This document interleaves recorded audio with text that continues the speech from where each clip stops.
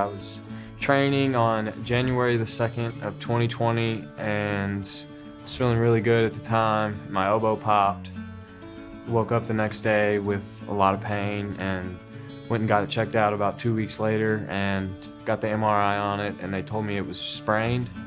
Then COVID happened and everything shut down, so I shut my arm down. Cade had an injury which is common with overhead athletes called a UCL tear, or more commonly known as a Tommy John type of injury, which generally occurs from overuse, from repetitive throwing, starting kind of mid to later teenage years and beyond, and athletes that continue to throw.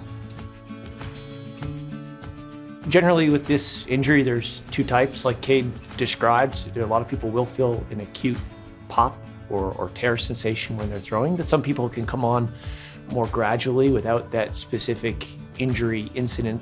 And it develops both pain, but also people can notice loss of velocity, feeling of a dead arm, loss of control when they're throwing. I reported to my junior college in Tennessee and went through the fall and thought I was healthy. I was pitching, playing the field, and no pain, but I was naturally babying it without realizing. So I came home that winter and started training, and when I started trying to go a little bit harder, all that pain shot back through. In those situations, generally, we do get an MRI, we assess the injury and determine whether or not we can try a non-operative course or have to go on towards surgery.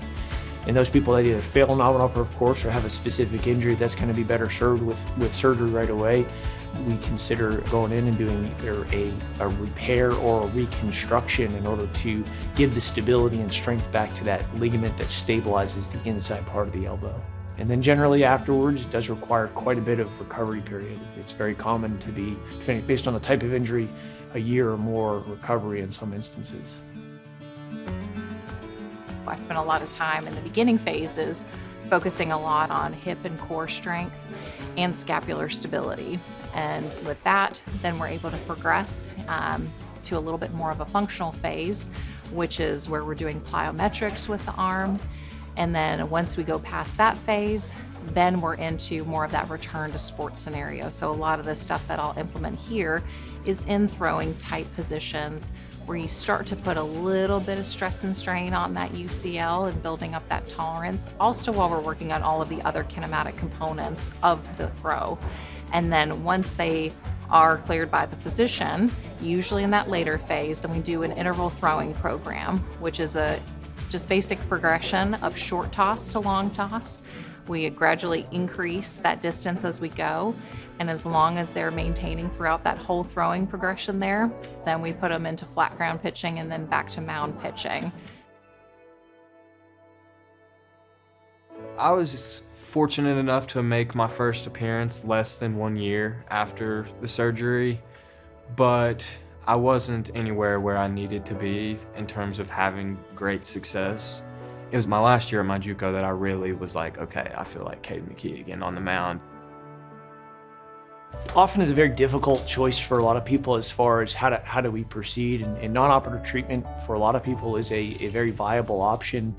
Depending on the position that someone might be in their career, if they have a short period of time remaining, it might be a hard decision to decide to go forward with a procedure that's going to keep them out for quite a bit of time.